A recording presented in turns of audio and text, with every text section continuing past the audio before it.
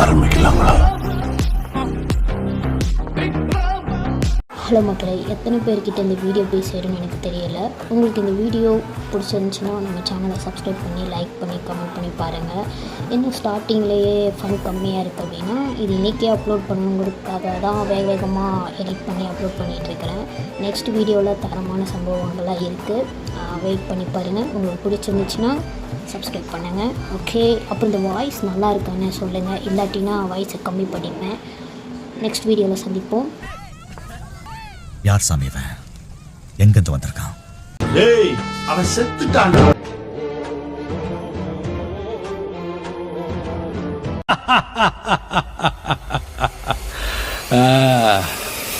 முடிச்சிடலாமா?